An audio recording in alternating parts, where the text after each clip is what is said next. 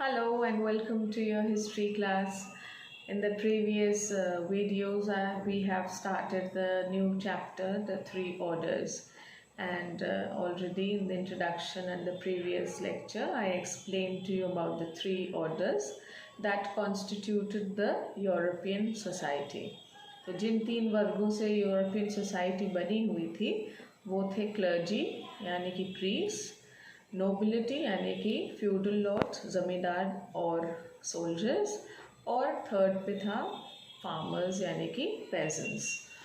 So in the previous lecture also I told you we discussed about the second order, that is the feudal lords, and I told you कि how rich they were and कितना उनके पास पैसा था, कितनी ज़मीन थी, और जब उनकी एस्टेट्स बहुत बड़ी हो जाती थी तो उनको मैनर के नाम से जाना जाता था, और बड़े बड़े एस्टेट्स को मैनोरियल एस्टेट्स बोला जाता था. And I also told you कि कैसे वहाँ पे फार्मर्स और उनकी फैमिलीज काम करते थे. Even their wives and children were involved with something or the other. So they used to work on the land of the feudal lords, and some of them would be like they would give their services by taking a vow in the church. यानी कि अपनी services उस ज़मींदार को देने के लिए वो लोग बाइबल पे हाथ रख के कसम भी खाते थे और एक पूरी सेरेमनी होती थी. Along with this I also told you about the knights यानी कि soldiers, and I also told you that these knights were a separate, like earlier जो फार्मर्स थे वही सोल्जर्स का भी काम करते थे, but later on of course farmers cannot, their work is farming, they cannot fight, so they were not very well experienced in fighting wars. So the feudal lords started keeping a separate army. These armies were made of these knights, right? जो knights होते थे वो जो feudal lords थे वो उनको जैसे कि पे करते थे या खरीदते थे, but these knights were not bound to work for one particular lord. They could give their services whenever required to other lords also, but obviously prior उनकी priority पे उनके वही लॉर्ड रहेंगे जिन्होंने उनको सबसे पहले खरीदा हुआ है या फिर वो उनके लिए उन्होंने सबसे पहले बिड किया था, right? Now today I am going to talk to you about clergy यानी कि priestly class. Now priestly class is the first order, okay, and first order में जो clergy है that is the most important part of the society, or that used to be the most important part of the European society. Now पहली बात कि इस time जिस वक्त की हम बात कर रहे हैं उसमें कैथलिक्स होते थे. उस समय उस ज़माने में प्रोटेस्टेंटिज्म या प्रोटेस्टेंट्स जो एक और सेक्ट है क्रिश्चियनिटी का वो अभी तक फॉर्म नहीं हुआ था. So for the Catholic priest Pope was the head, okay, and Pope used to stay in Rome and he was the head of the Christian or the Catholic clerical community, right? और जो pope कहते थे उन्हीं के orders follow करते थे. जो bishops और प्रीस्ट्स होते थे वो डिफरेंट पार्ट्स ऑफ यूरोप में रहते थे and they would do the other work, okay. ना pope wouldn't do the same work as the bishops and the clerics यानी कि priest.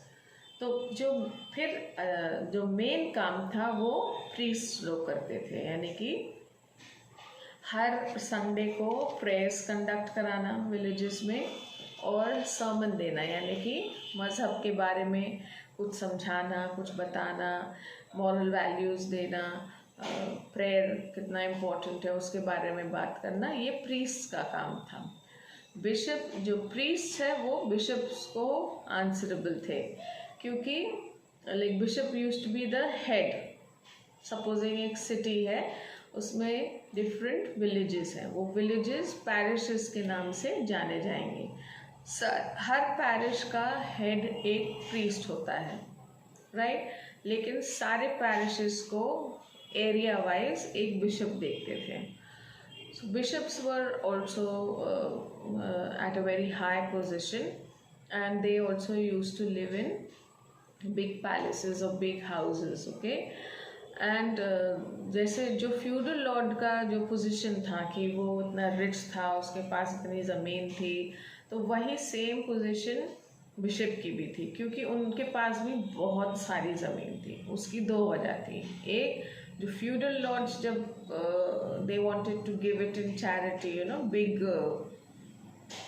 estates, they would just give it in charity, big pieces of lands, बड़ी बड़ी ज़मीनें, ऐसे ही वो charity में, या कोई वॉर जीत कर आए हैं तो उसकी खुशी में वो लोग चर्च को गिफ्ट कर देते थे। तो बिशप्स लोग के पास भी या चर्च के पास भी बहुत बहुत ज़मीन थी, right, means they were very rich, okay. And the priest who would stay in that village would be respected as a priest, and he would also have a place to stay, but it was not as lavish as the bishop's place. Now anybody could become a priest, but two people were forbidden from that.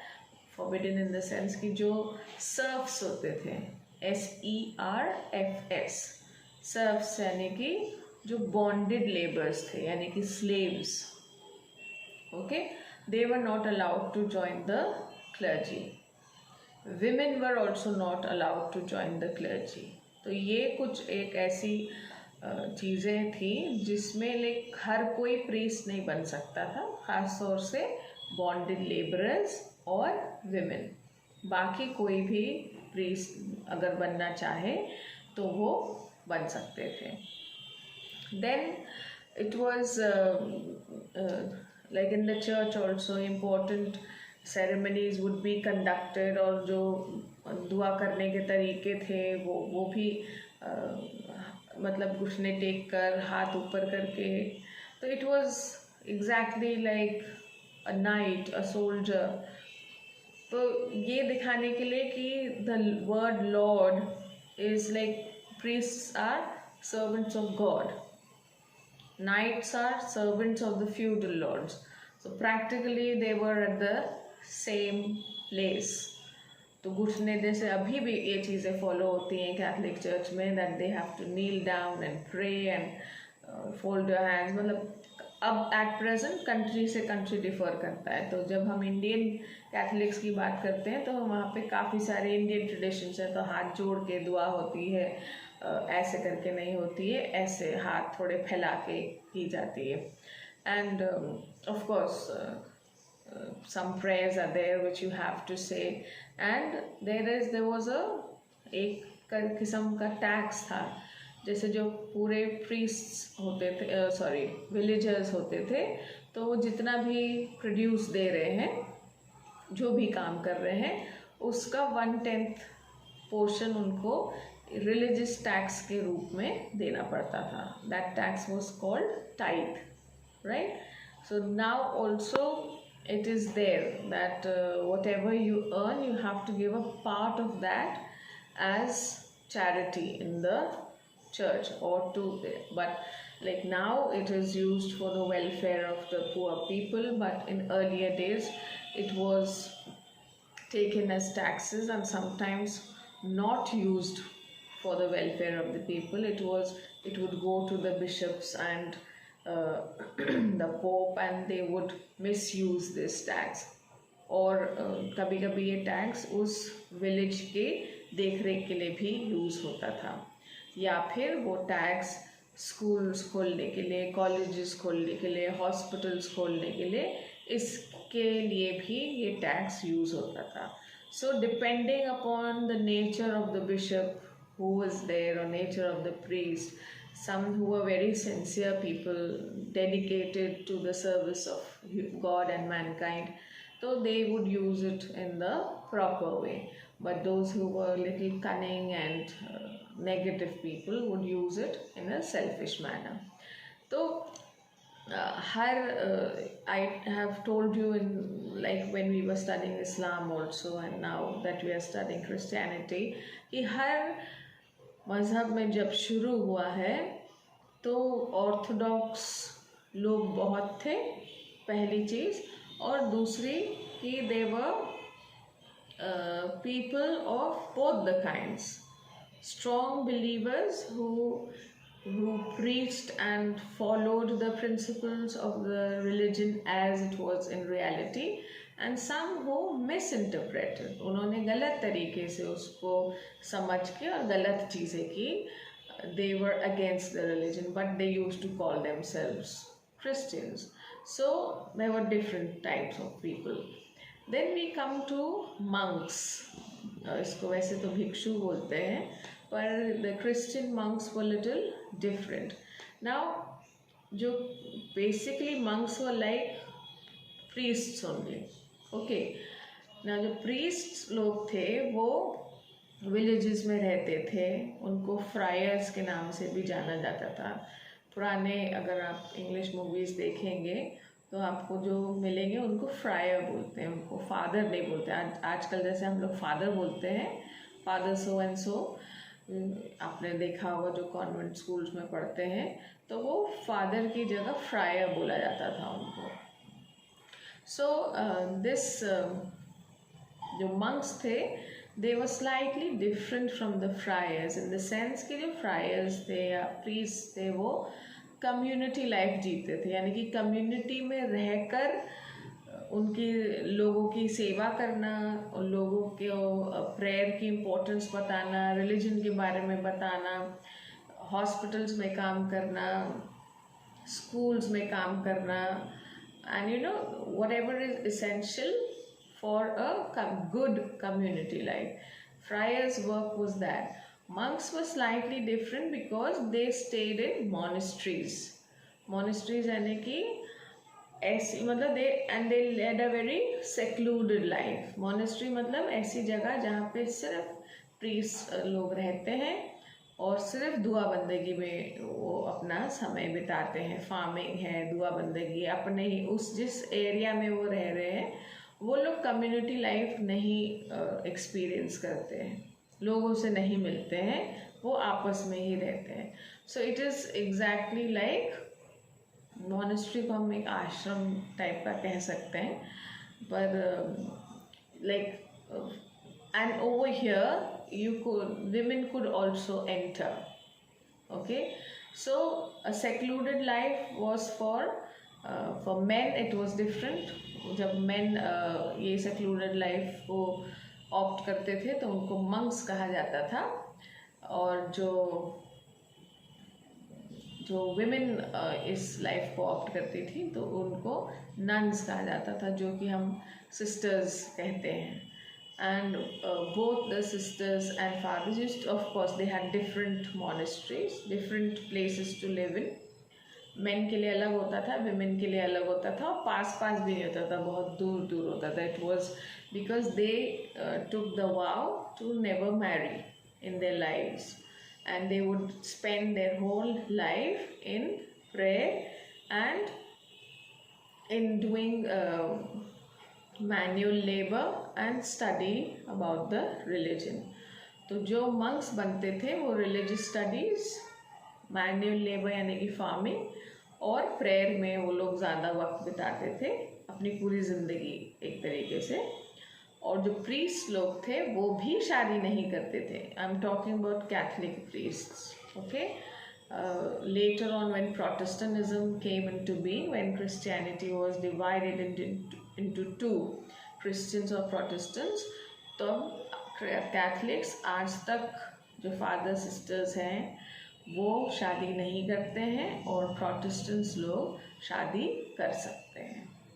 ठीक है, जो priest होते हैं Protestant priest वो शादी कर लेते हैं. राइट. सो कमिंग बैक, एक मॉनेस्ट्री में कम से कम 10 से 20 लोग रहते थे. लोग in the sense if it's a monastery for monks तो उसमें 10 से 20 आदमी लोग monks रहते थे, and if it was for women, then 10 to 20 women would stay in one convent. Okay, that is not called the monastery. Where women stay, it's called the convent. So their main job was to pray, and the main job of the priests was to help people in living a good community life. लेकिन अब जब हम ये सब 13th century तक चलता था, and it proceeded and it still is there. अभी तक ये सिस्टम एग्जिस्ट करता है. Now, earlier it was confined to France and Italy and England, but now it's confined to the whole world. It's not confined anymore. Confined मतलब एक ही area में. अब वो हर दुनिया के हर कोने में यही सिस्टम फॉलो होता है, जो चर्च, कैथलिक चर्च या रोम के अंडर या पोप के अंडर में है. Okay, there is a difference also now and in the past कि पहले के जो प्रीस्ट और प्रीस्ट और बिशप्स और पोप थे वो बहुत रिच थे और वो अपना पोजीशन को मिसयूज़ करते थे. Now it is not like that. They are not very rich, and everything exists on charity and the religious taxes which the people pay according to their free will. जो देना चाहता है वो देता है, जो नहीं देना चाहता वो नहीं देता है. कहीं कंपल्सरी, कहीं पे नहीं है. सो जितना जिसकी हैसियत हो उस हिसाब से, पर कोई टैक्स ऐसा कंपल्सरी रिलीजियस टैक्स नहीं एग्जिस्ट करता है. अब पुराने ज़माने में करता था, and it was compulsory for the people to pay that tax. Okay, now अब हम आते हैं चर्च और सोसाइटी पे. ना चर्च because एक और रीज़न है कि उस समय Christianity was a newly developed or new religion that came into being. So it was the main concept or the main thing was to spread the religion. So basically all the people followed Catholicism and they were Catholic. So their main the people was to like go to church on every Sunday and pray. तो जो 10 commandments हैं जिसके ऊपर Christianity based है, उसमें एक commandment है कि आपको संडेज को is the time to rest and it's a time to pray. So generally people go to church on Sunday and they do not work on Sunday. पहले ज़माने में तो बिल्कुल भी कुछ भी काम करना मना था. अब तो it's not practical, but yes, on Sundays people go to church. Catholic people go to church and they have to spend time in prayer or by going to church. There are two festivals of the Catholics, basically Christians too. एक है Christmas, एक है Easter. Christmas is a time when Christ was born, and Easter is a time when the Christians believe कि Christ died, and on the 3rd day after his death he was crucified.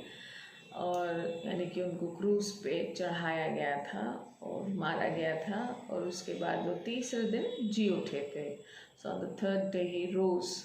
सो जो जैसे कहा जाता है उनको Friday के दिन मारा गया था और संडे के दिन वो जी उठे थे.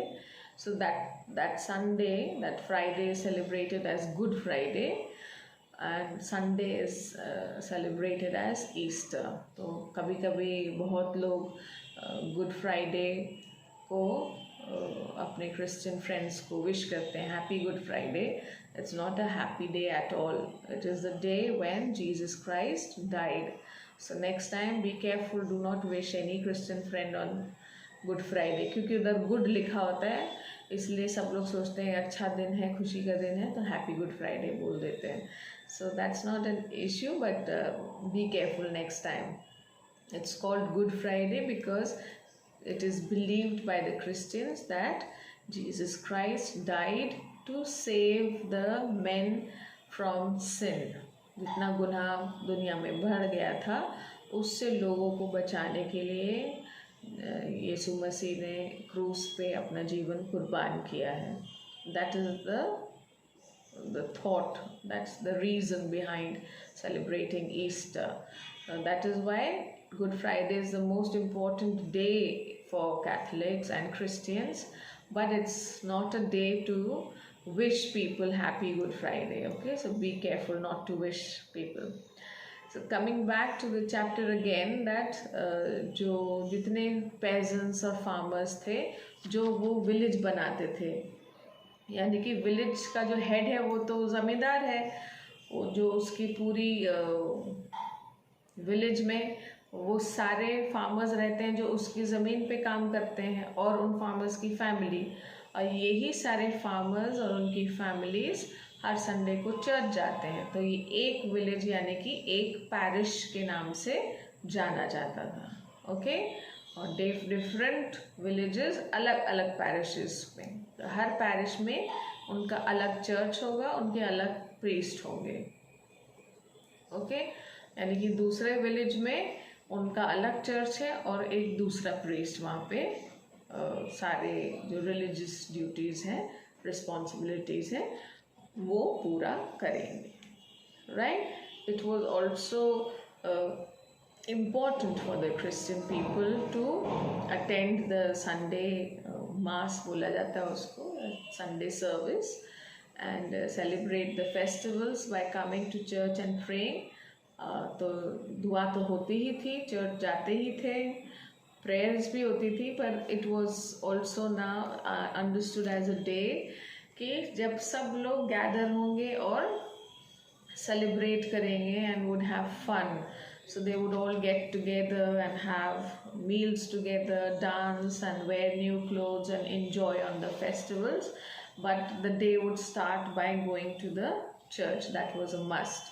And afterwards, everyone, family members, friends, they would get together and make those Christmas cakes and exchange gifts. Or Easter time पे you have Easter eggs, जो ऊपर से बड़े से एग्स बनाए जाते थे, मीठे होते हैं, शुगर कोटेड, उनके अंदर स्वीट्स भरी होती हैं.